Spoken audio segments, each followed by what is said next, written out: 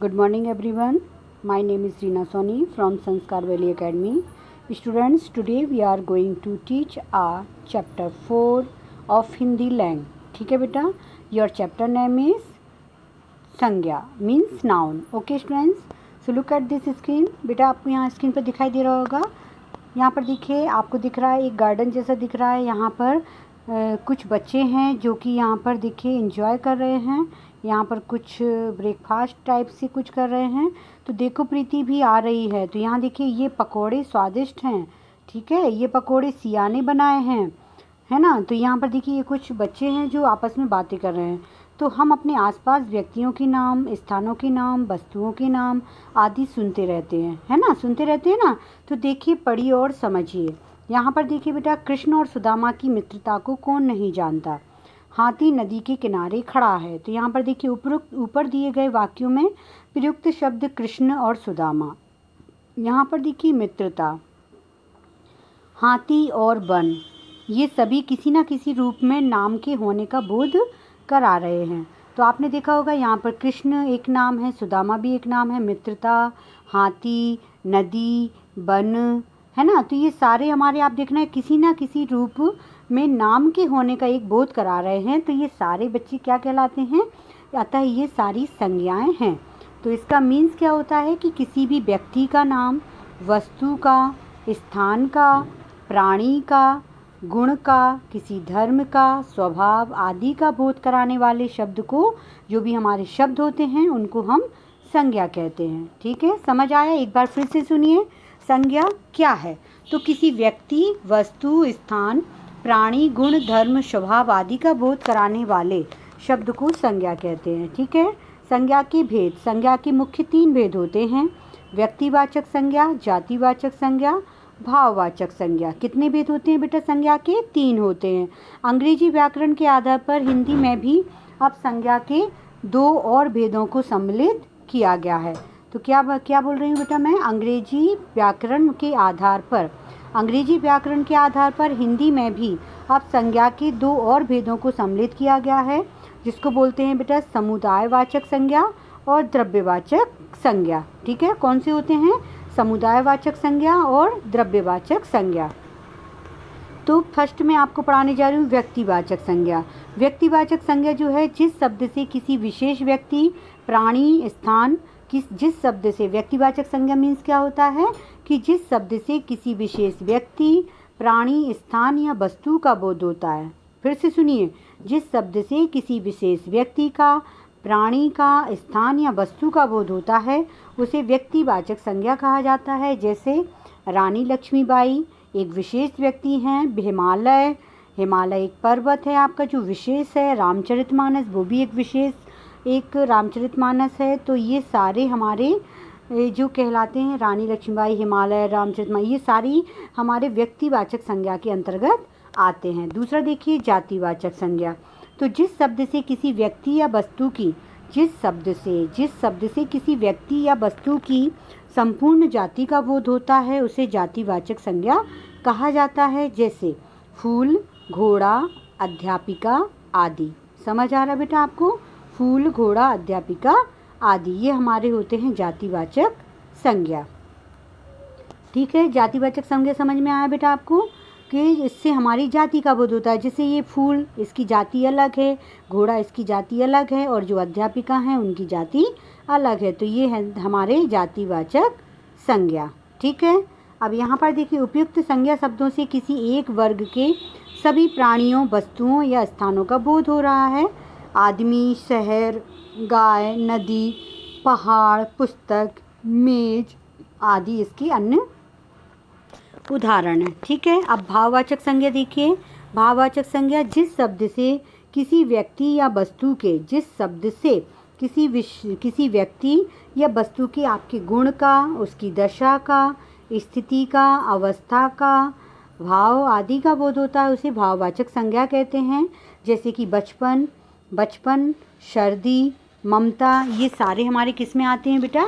भाववाचक संज्ञा में आते हैं। ठीक है, इससे क्या भाव हो रहा है? उसकी गुण का होता है, उसकी दशा का होता है, उसकी स्थिति का होता है और उसकी अवस्था और भाव आदि का बोध होता है, उसे हम भाववाचक संज्ञा कहते हैं। अब देखिए यहाँ पर चौथा हमारा समुदायवाचक संज्ञा। तो जिस शब्द से व्यक्तियों अथवा वस्तुओं के समूह का बोध होता है उसे समुदायवाचक संज्ञा कहा जाता है। जैसे कि कक्षा, भीड़, सेना, झुंड, ये सारे हमारे समुदायवाचक में आते हैं। अब पांचवा आपका कौन सा होता है बेटा? द्रव्यवाचक संज्ञा। द्रव्यवाचक संज्ञा जिस शब्द से किसी द्रव्य, पदार्थ, धातु आदि का बोध होता है उसे द्रव्यवाचक संज्ञा कहा जाता है। जैसे कि पानी, दूध, सोना, कोयला आदि, ये सारे हमारे किस में आते हैं? द्रव्यवाचक संज्ञा में। ठीक है। अब नेक्स्ट देखिए आपकी भाववाचक संज्ञा बनाना। तो यहाँ पर देखिए बेटा आपकी कुछ जातिवाचक संज्ञा से भाववाचक संज्ञा कैसे बनाते हैं यहाँ पर आपको बताया जा रहा है। तो यहाँ पर ध्यान से देखिए बेटा, जैसे देव, देव आपका क्या है? एक जातिवाचक संज्ञा है, तो इससे भाववाचक कैसे बनेगा? देवत्व। ठीक है। पुरुष आपका जातिवाचक है तो इसका क्या हो जाएगा? पौरुष। और बच्चा का क्या हो जाएगा भाववाचक? बचपन। शिक्षक आपका जातिवाचक है तो ये शिक्षा हो जाएगा इससे। नौकर, नौकर आपका जातिवाचक संज्ञा है तो ये क्या हो जाएगा? नौकरी। गुलाम, तो गुलाम मीन्स गुलाम है तो जातिवाचक संज्ञा, तो इसका क्या हो जाएगा? गुलामी। इसी तरह सर्वनाम से भाववाचक संज्ञा बनाना। अभी आपने किससे भाववाचक संज्ञा बनाया? जो आपकी जातिवाचक संज्ञा थी उससे आपने भाववाचक संज्ञा बनाया। अब आपका सर्वनाम दिया हुआ है, इससे आप भाववाचक संज्ञा कैसे बनाएंगे? जैसे कि आपका सर्वनाम है हम, तो हम का आप भाववाचक बनाएंगे अहम। अपना का क्या हो जाएगा? अपनापन भी होता है और अपनत्व भी होता है। आपका हो जाएगा आपा और मम का ममत्व। ठीक है। अब विशेषण से भाववाचक संज्ञा बनाना कैसे आता है? विशेषण से भाववाचक संज्ञा बनाना, अच्छा का अच्छाई, बुरा का बुराई, सच्चा का सच्चाई और सरल आपका सरल का सरलता। तो स्वतंत्र का क्या हो जाएगा? स्वतंत्रता। नीच का नीचता। तो ये हमारे विशेषण दिए हुए हैं जो किसी शब्द की विशेषता बताते हैं। तो ये विशेषण है बेटा और इससे भाववाचक संज्ञा हमारी ये बनती हैं। ठीक है। अब है आपकी क्रिया। तो क्रिया से हम भाववाचक कैसे बना सकते हैं? तो क्रिया जैसे हमारी है काटना, तो काटना का भाववाचक क्या हो जाएगा? कटाई। लिखना का क्या हो जाएगा? लिखाई। कमाना का क्या होगा? कमाई। धोना का धुलाई। पढ़ना का पढ़ाई। सजाना का क्या हो जाएगा? सजावट। गिरना का गिरावट। हाँ, झुकना का क्या होगा? झुकाव। चुनना का चुनाव। और पढ़ना का क्या होगा बेटा? पढ़ाओ। ठीक है। तो पाठ का सार यहाँ पर क्या निकलता है बेटा हमारा? किसी व्यक्ति, वस्तु, स्थान, गुण, धर्म, स्वभाव आदि का बोध कराने वाले शब्द को संज्ञा कहते हैं। संज्ञा के मुख्य 3 भेद होते हैं: व्यक्तिवाचक संज्ञा, जातिवाचक संज्ञा व भाववाचक संज्ञा। जिस संज्ञा शब्द से किसी संपूर्ण जाति का बोध हो उसे जातिवाचक संज्ञा कहते हैं, और जिस शब्द से किसी द्रव्य, पदार्थ, धातु आदि का बोध होता है उसे द्रव्यवाचक संज्ञा कहते हैं। ठीक है, समझ आया बेटा आपको? यहाँ पर देखिए सही विकल्प चुनिए। तो बेटा यहाँ पर जो सही विकल्प हैं जो आपको करना है। ठीक है। संज्ञा के मुख्य कितने भेद होते हैं? मैंने अभी आपको बताया था, संज्ञा के मुख्य रूप से 3 भेद होते हैं। ठीक है। यहाँ देखिए जिस शब्द से किसी विशेष व्यक्ति, प्राणी, स्थान या वस्तु का बोध होता है उसे व्यक्तिवाचक संज्ञा कहते हैं। तो बेटा इसमें आपको किस पर टिक करना है? व्यक्तिवाचक में। ठीक है। समुदायवाचक संज्ञा बोध कराती है सेना का, समूह का या दोनों का। तो यहाँ पर आपका हो जाएगा समूह का। सच्चा की भाववाचक संज्ञा क्या होगी? सच्चाई। तो यहाँ सच्चाई पर आपको टिक करना है। ठीक है बेटा। इसके जो क्वेश्चन आंसर है मैंने इसकी PDF बनाई हुई है, वो मैं अभी आपको दिखाऊंगी और आपको इसको अपनी नोटबुक में करना है। ठीक है। नीचे दिए गए शब्दों को अलग अलग करके उचित तालिका में लिखिए। तो बेटा यहाँ पर देखिए कुछ यहाँ शब्द दिए हुए हैं जिनको आपको अलग अलग करना है और उचित तालिका में इसको फिल करना है। दिख रहा है ना आपको? तो इस तरह से बेटा आप इसको व्यक्तिवाचक संज्ञा को ढूंढकर अलग राइट करेंगे, जातिवाचक को अलग राइट करेंगे और भाववाचक को अलग राइट करेंगे। तो यहाँ पे व्यक्तिवाचक कौन कौन से आपके? कुतुब मीनार, मुंबई, गंगा, हिमालय, रामायण। जातिवाचक में आपका कलम, पंखा, पेड़, कुत्ता, लड़का। ठीक है। और भाववाचक में आपका आएगा लंबाई, सुंदरता, झूठ, मेहनत, सफाई, ये आपके भाववाचक में आएंगे। ठीक है। दिए गए शब्दों से भाववाचक संज्ञा बनाइए। तो बेटा कुछ मैंने इसको राइट किया हुआ है, कुछ आपको होमवर्क में करना है। ठीक है।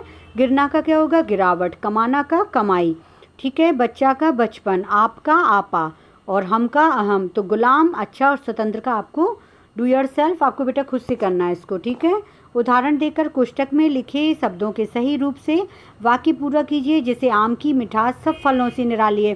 तो तो इसमें जो मीठा शब्द था उससे आपने क्या बना लिया, मिठास। इसी तरह बेटा यहाँ पर देखिए, बच्चों ने मेहनत की और पाई, तो यहाँ सफल से आप क्या बनाएंगे, सफलता पाई। ठीक है, तो यहाँ पर फिल करिएगा सफलता। नेक्स्ट देखिए आपका सेकंड, किसी को भी अच्छी नहीं लगती, क्या अच्छी नहीं लगती, गुलामी, तो गुलामी पर आप टिक कर लीजिएगा। सॉरी, गुलामी, आप गुलाम से गुलामी बनाकर यहाँ पर फिल करेंगे। भारतीय सैनिकों की खालिस्तान का कोई मुकाबला नहीं, तो यहाँ पर क्या होगा आपका वीर, तो वीर का आपको क्या लिखना है बेटा, यहाँ पर वीरता, मतलब आपको उचित शब्द बनाकर यहाँ फिल करना है। वर्षा ऋतु में चारों ओर छा जाती है हरियाली, तो यहाँ पर हरा से क्या बना लेंगे आप, हरियाली। राम और सुग्रीव में सच्ची थी, तो मित्र से क्या बनाएंगे बेटा, यहाँ पर मित्रता थी। कक्षा में सब कर रहे थे, क्या कर रहे थे, पढ़ या पढ़ाई, तो यहाँ पर पढ़ से क्या बना लेंगे आप, पढ़ाई कर रहे थे। ठीक है, यह भी करें। तो दिए गए चित्रों के नाम लिखकर बताइए कि ये संज्ञा के किस भेद के उदाहरण हैं। तो जैसे मैंने एक आपको बताया है और ये आपको खुद से करना है।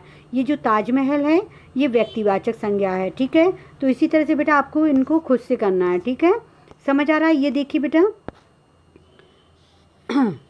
ये देखिए आपका हिंदी लैंग का, ये मैंने इसके क्वेश्चन आंसर यहाँ राइट किए हुए हैं। तो बेटा क्वेश्चन आंसर को आपको इस तरह से राइट करना है।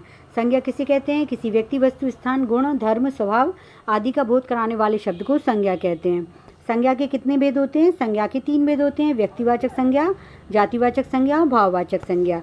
तीसरा आपका व्यक्तिवाचक संज्ञा और जातिवाचक संज्ञा में क्या अंतर है, तो जिस शब्द से किसी व्यक्ति, प्राणी, स्थान या वस्तु का बोध होता है उसे व्यक्तिवाचक संज्ञा, और जिस शब्द से किसी व्यक्ति या वस्तु की संपूर्ण जाति का बोध होता है उसे जातिवाचक संज्ञा कहते हैं। भाववाचक संज्ञा किसे कहते हैं, जिस शब्द से किसी व्यक्ति या वस्तु की गुण, दशा, स्थिति, अवस्था, भाव आदि का बोध होता है उसे भाववाचक संज्ञा कहा जाता है। Okay students, note exercise book में फिल करें और प्रश्न उत्तर कॉपी पर लिखें। ठीक है बेटा, समझ आ रहा है बेटा आपको।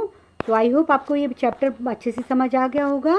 तो बेटा इसको आपको अपनी नोटबुक में इसको राइट करना है, इसके क्वेश्चन आंसर को, और जो एक्सरसाइज है उसको आप अपनी बुक में ही फिल करिएगा। ओके स्टूडेंट्स, सो बेटा that's all for today and take care, bye बेटा।